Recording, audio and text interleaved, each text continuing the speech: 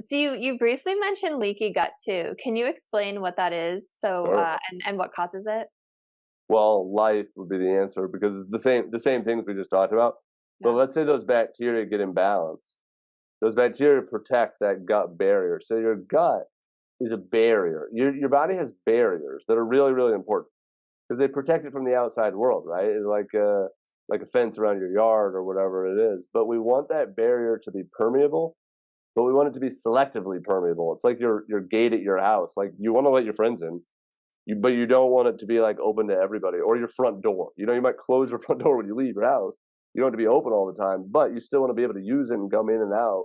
So that's the same with your gut. We want the good stuff to get in, vitamins, minerals, and nutrients, but not the bad stuff. When the gut gets inflamed, the gut is like all these cells, and they're held together with tight, and it's one cell layer, so it's incredibly thin. It's a lot thinner than your skin. Your skin's an average of 7 cells thick. Your thin gut lining, your epithelial lining is about one layer.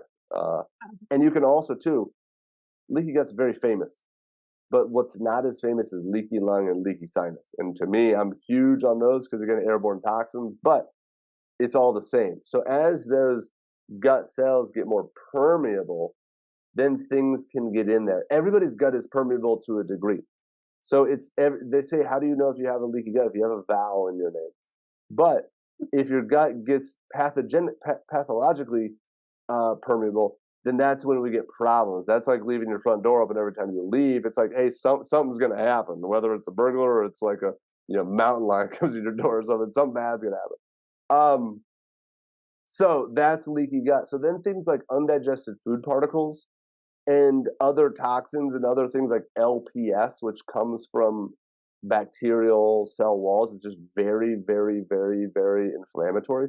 But they can get into the bloodstream and drive an immune response and inflammation, and that's considered the gateway to autoimmune diseases like Hashimoto's or MS or RA.